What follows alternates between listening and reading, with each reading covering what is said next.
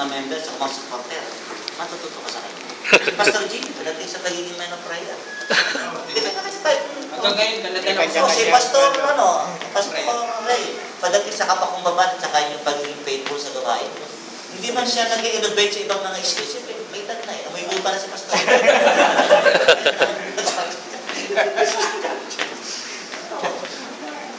Si Pastor sa pagiging kapag malaki din, nag-observe.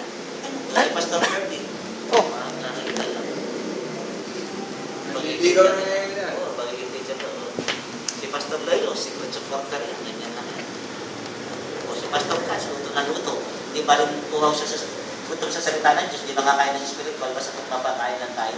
Yun, nakakaawa na talaga siya. Tagal. Hindi pa tayo nakalakasan. So next week, pag-usap po tayo, transfer the vision. Paano natin tatransfer yung vision natin sa mga tao na kilalang kilala. Alam ko, sarili tayo sa next week. Ay, wala tayo sa next week. Sorry po.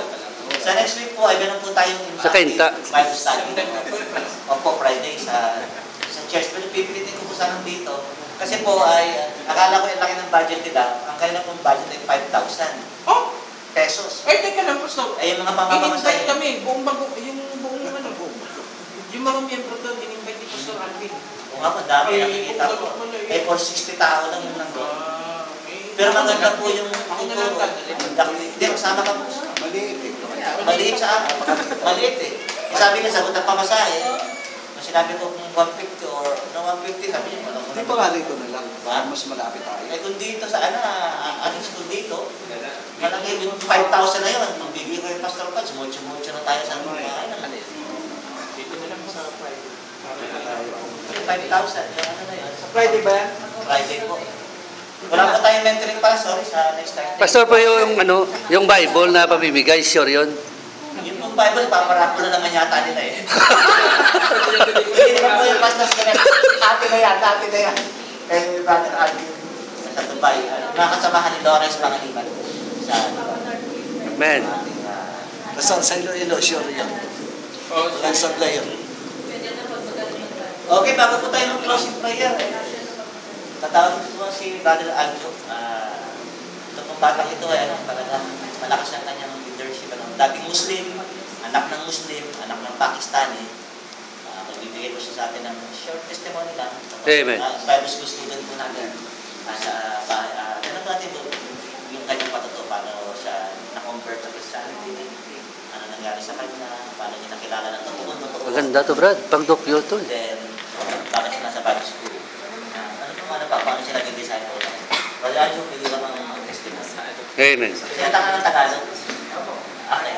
Anak kayo.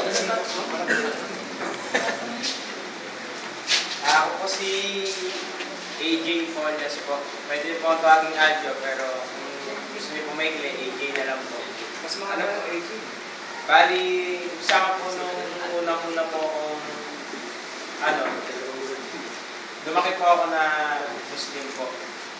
Bali, at the age of 10 years old, dinala po ako ng mga magulang ko sa Pilipinas. Ang sabi nila sa akin is, bakasyon lang.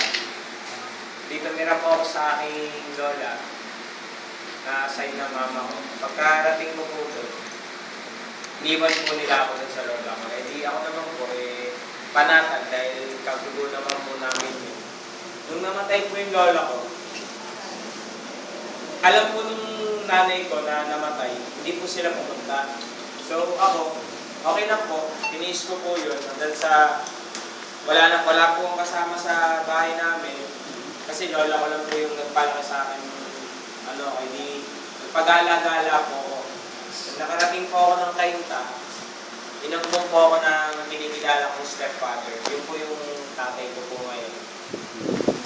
Talagang pinalaki po niya ako ng maayos. Catholic po siya. Pinalaki po niya ako na nag-iwasay na noon po talagang spoiled po ako sa kanya. Lahat ng gagawin, lahat ng gusto ko binibigay niya. Tapos po nung 2011, doon ko po naramdaman na kumilos po yung Panginoon sa buhay ko na na may isang kabataan na kaibigan ko na nagsabi sa akin na umatin po ako ng taekwondo Taekwondo training. Training po kami ng Taekwondo, tapos po may nag-share po sa akin ng Word of God doon. Yung po yung youth pastor po doon. Yung po sinabi po niya Romans 6:23, for the wages of sin is death. Na pumasok po talaga sa puso ko po yun. Naiyak po ako nung araw na yun kasi makasalanan po ako nung aminado po ako, Muslim po ako. Doon po ako nagpa-convert as Christian, nagpa-baptize po ako.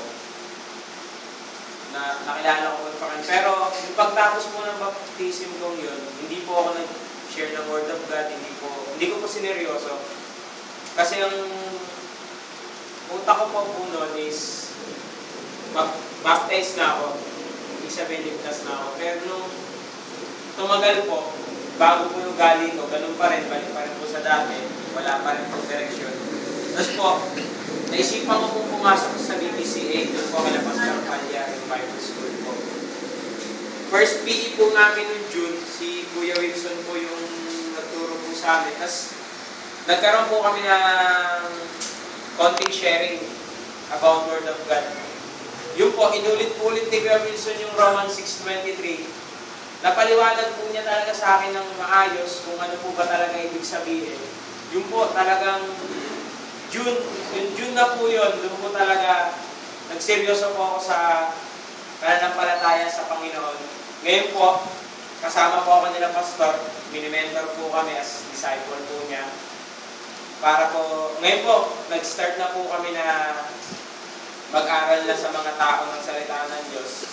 Natunayan niya po nung Monday lang, bago po tayo umalis papunta PBS, may isa po akong batang nakausap na 7 years old.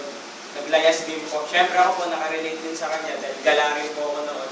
Sabi ko po sa batang yun, una tinanong ko kung kumain na siya. Sabi niya, kuya, hindi pa po. Yung 20 po na nasa wallet ko, nakatago-tago ko kasi last money ko po yun. Binigyan po siya ng tinapay sa mineral water. Nung pumunta po ko sa kanya, kinakausap ko po siya, tapos pinag-pray ko po siya na, sinabi ko sa kanya, kapatid, ako sa'yo, huminga na dahil hinahanap ka na ng magulang. Yun po, hindi ko na po siya nakausap ng matagal kasi po umalis po kami ng mga PBS. Pagbalik ko po, nung Wednesday lang po, kahapon, bumili po ako ng burger sa burgeran kung malapit sa church namin. Tapos nung nasa likod ko po siya, ang sabi po niya sa akin, kuya, umuwi na po ako sa amin. Maraming salamat po sa prayer. Ngayon po, parang naisip-isip ko, talaga po unstoppable po ang Panginoon. Na once na gusto ka niyang baguhin, babaguhin ka niya, wala kang magagawa. Ako, Muslim po ako, hindi ko po talaga, wala po sa isip ko na magiging Christian ako. Pero, nakakapanggulat lang po kasi, di ba? Siyempre sa akin po, ang doktrina po namin, pag pumatay kami ng Kristiyano, nakaka-glorify kay Allah. Pero, once na, yung nalaman ko po yun, na mahirap po kasi, di ba? Papatay ka po ng tao, siyempre. Parang mga ISIS. Nakakatakot po, di ba? Pero, naintindihan ko po na, sa pagiging Christian, tanggapin mo na si Jesus Christ sa buhay mo, sa puso mo, is maliligtas ka na. Di ba po, mabibigay niya sa internal life. Kaya, papasalamat po ako dahil si Pastor Ford, Pastor Padya, tinanggap po niya ako sa church nila ng buong puso po. Kaya, malaki po akong tanggalan po kay Pastor kasi nakikita ko rin po yung pag-grow ko sa pananampalataya sa tulong po nila Kuya Wilson sa akin, Pastor Padya. Amen. Kasi po ay hindi na pwede bumalik sa Pakistan. Ang tatay niya Pakistan. Yung blood. Ang nanay niya Pilipina. Nung tatapos siya roon, nakikita niya pag umapatay yung mga Muslim. Dinadala siya sa plaza. Pinapakita sa kanila kung paano pinapatay yung mga Muslim. Kaya alam. So pag bumalik mo siya doon sa Pakistan, papatay na po siya roon. Pero sabi niya, Pastor, bago yung nakagraduate sa Bible School, gusto kong maging pastor. Gusto kong pumunta sa Pakistan. So sa ngayon po, nandito po siya sa church. Tinang po namin kasi hindi niya magulang yun. Sa amin siya nakatira ngayon para magpag-aral. Yung mga bata, Muslim na kumplit sa Christian. Pag hindi mo ito hinasa ngayon, papatay na.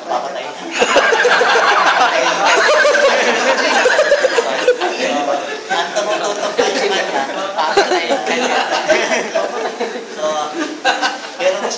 silang binuo na gang sa church na yung ngayon ng mga tinitrain ko dito, mga bago, mokong gang. Mga makang mokong. Sisema na sila sa one-to-one, paano ginagamit. So, at ang goal nila ay 12. Ngayon na ilan na kayo, 7 na kayo. 7 na sila.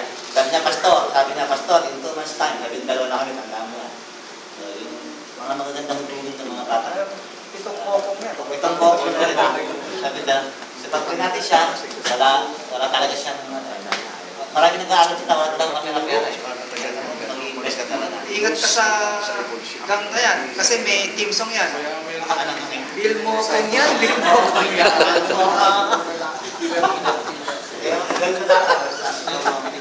Ito po yung mga inahan natin ngayon, consistently, sinisabi talaga sila.